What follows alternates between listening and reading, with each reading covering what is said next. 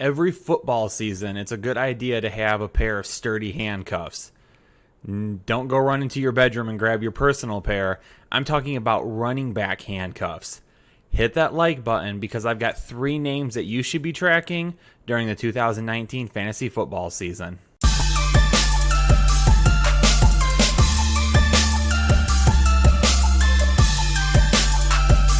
Hey, what's going on, Headliner Nation? Kyle with the Fantasy Headliners coming to you from the Draft.com studios once again. And in this episode, we're going to be talking about running back handcuffs for the 2019 season. Now, with these 3 names, these are some deep sleepers, okay? These are some rookies that I think you should be keeping an eye on because depending on how certain situations play out, you could see them making an impact this year. Before we jump into the information, just one more reminder for you. The 2019 Fantasy Headliners Draft Guide is on sale right now for $19.99, almost 500 pages of pure fantasy football bliss to help you win your fantasy football leagues here in the 2019 season. Go to thefantasyheadliners.com and purchase yours now. Let's start jumping into this information right away. 3 running backs, 3 potential handcuffs, 3 deep sleepers that you need to be keeping your eye on for this season. All right, name number 1 is going to be Tony Pollard from the Dallas Cowboys. My guy, Tony Pollard, I'm really interested in trying to add him. I've added him in several dynasty leagues, but why should you be keeping an eye on him during the 2019 redraft season, especially if I'm also saying that Ezekiel Elliott is the 1.01 in basically any draft? Well, here's why. Tony Pollard, he was drafted in the 4th round, the 26th pick in the 4th round. And the thing about Pollard is he was overshadowed by Darrell Henderson while at Memphis. So his total stats, they don't blow off the stat sheet because Darrell Henderson was there in front of him running the show. But even with that being said, he still had some decent numbers. Over 3 seasons at Memphis, he had 104 receptions, 1,292 yards, good for 12.4 yards per reception. He also had 941 yards on 139 attempts, good for 6.8 yards per carry. 18 total touchdowns during that time frame. So again, even though the stats don't add up to blow off the stat sheet to you, 12.4 yards per reception is nothing to turn your nose to. His workout metrics as well, if you take a look at his workout metrics, one of his most comparable players that is currently in the NFL is Kenyon Drake. And if you watch this channel religiously, which I hope you do, you know that we like Kenyon Drake this season. Well, can Tony Pollard become Kenyon Drake?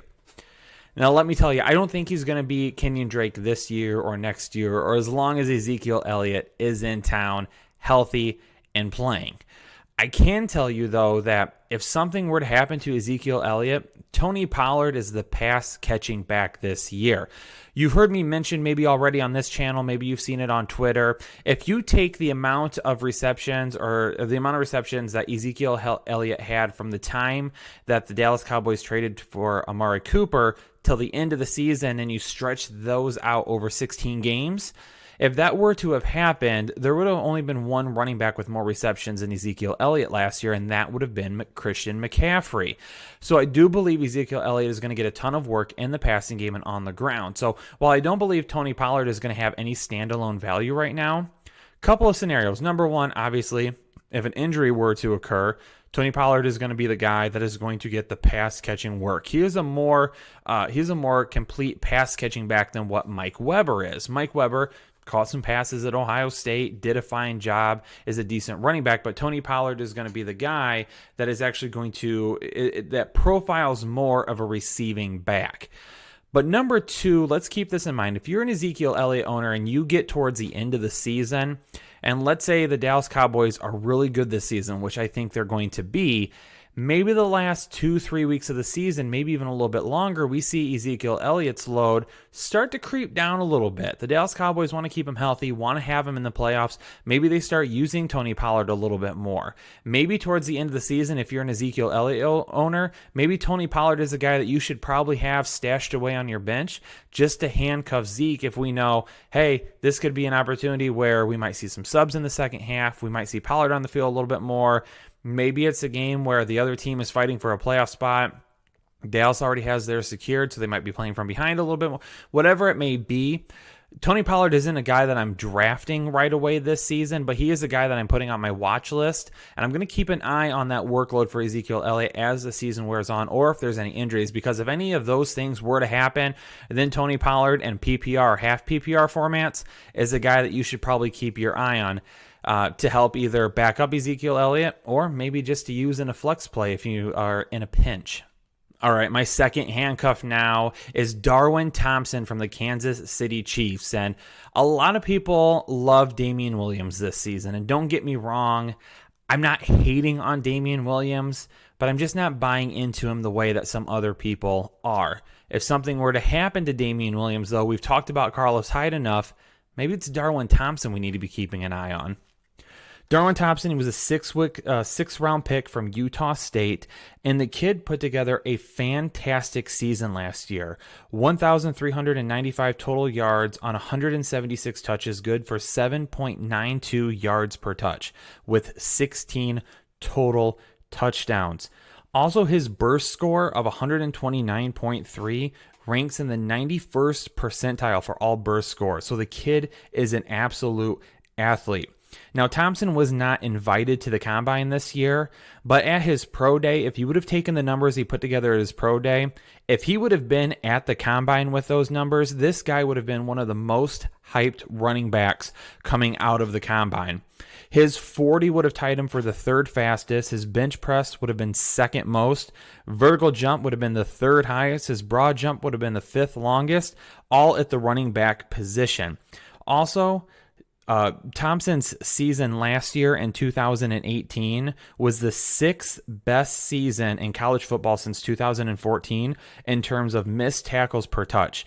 Darwin Thompson had 0.35 missed tackles per touch, 61 missed tackles and 175 touches last year. That was the sixth best season in the since 2014 put together.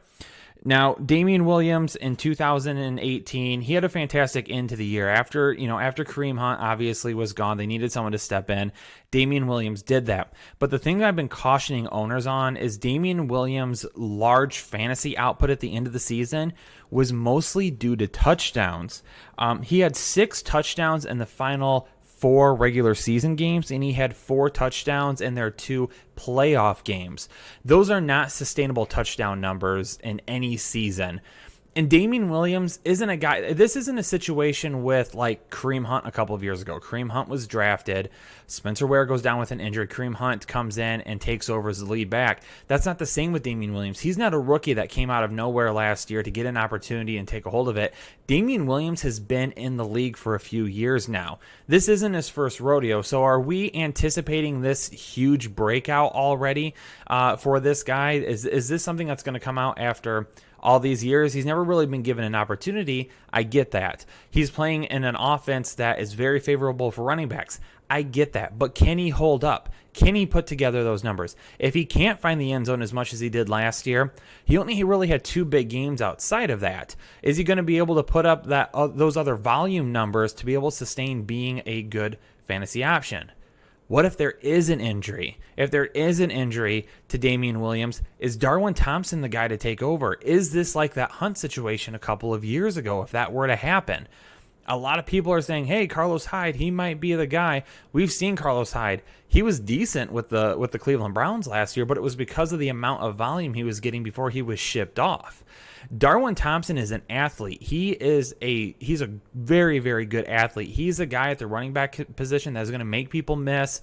Might not break as many tackles as we would hope, but he's a guy that if you get him into open space, he's going to do a lot of damage, and that is what they can do well with running backs in that scheme. So keep an eye on Darwin Thompson. If you own Damian Williams, I am spending a last-round pick on Darwin Thompson. I'm not going Carlos Hyde. I'm going to go Darwin Thompson instead. If something happens and he's the third string running back coming out, or there's no injuries, or Damian Williams is the running back that a lot of people think he is, drop him. No one's none the wiser. No one cares. But if something happens and you grab Darwin Thompson with your last round pick, you've just struck gold. Congratulations. All right, Headliner Nation, my last one for you here. It's Bruce Anderson from the Tampa Bay Buccaneers. And let me tell you why Bruce Anderson is a guy, once again, we might not be spending a draft pick on right now, but we're putting on our watch list and we're keeping an eye as we head into the season. Bruce Anderson, he's an undrafted free agent, and he really broke out his junior season. 216 attempts, 1,153 rushing yards for 5.3 yards per carry, 8 receptions for 156 yards, not a ton of receptions, but 11.1 yards per catch, 14 total touchdowns. Now, his senior season, he ended up splitting a lot of carries with that backfield. He also had a hamstring injury that kept him out of the Senior Bowl. So there might have been some issues there that didn't allow him to have a great senior season like he did his junior season there in North Dakota State. Tampa Bay last year was one of the worst rushing offenses in all of the league. They were 22nd in attempts, but they were 29th in yards and 31st in yards per attempt. Let me tell you about this Tampa Bay Buccaneers backfield. We've got a hashtag here, right? Hashtag say no to Rojo. That's what we say here on the Fantasy Headliners. Peyton Barber, the dude's a fighter. I love his attitude and everything that he stands for, but he's just not a great running back. He's not even really a good running back if you go off last year's numbers. He's one of the most inefficient running backs in all of the NFL. If Ronald Jones is exactly what a lot of people think he is, if he doesn't get into training camp and really knocks the socks off this coaching staff, if he doesn't get into training camp and he doesn't become the pick that was used, the second-round pick that was used on him last year, if he can't do anything in the preseason, if he can't grab a hold of that job at the beginning of the year, Bruce Arians might be looking to make a change and make a change quick. Now, I went back through Bruce Arians' coaching career and looked at a few different options that he's had at running back before. He didn't have much when he was the offensive coordinator for the Cleveland Browns. He did have Rashard Mendenhall, who was a first-round draft pick, and he performed well under Bruce Arians, but after Bruce Arians left Pittsburgh, Mendenhall was hurt and didn't do a whole lot. Obviously, we know about David Johnson, and David Johnson is one of those supreme athletes. He turned David Johnson into one of the best backs in the NFL. Now he's been hurt, didn't have a good year last year, and we hope for better years to come from David Johnson. But there's one player that kind of stood out to me because Bruce Anderson is not a guy with physical attributes that jumps off the sheet.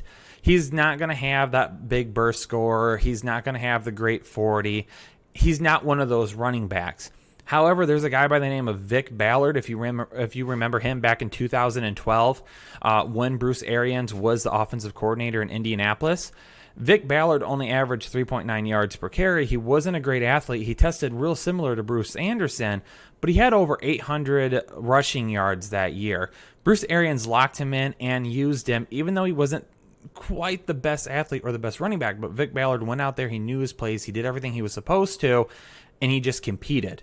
So if Bruce Anderson comes into training camp and does that, if he goes into the preseason and he does that, if he starts the year on the roster and he does that, and you look at a guy like Ronald Jones and Peyton Barber who just don't do those things, Bruce Anderson could end up sneaking in there, and he could be getting a few touches. And again, we're not drafting him on draft day, but we're going to put him on our watch list because he might be a guy that you need to invest a waiver priority in or some fab money on during the 2019 season.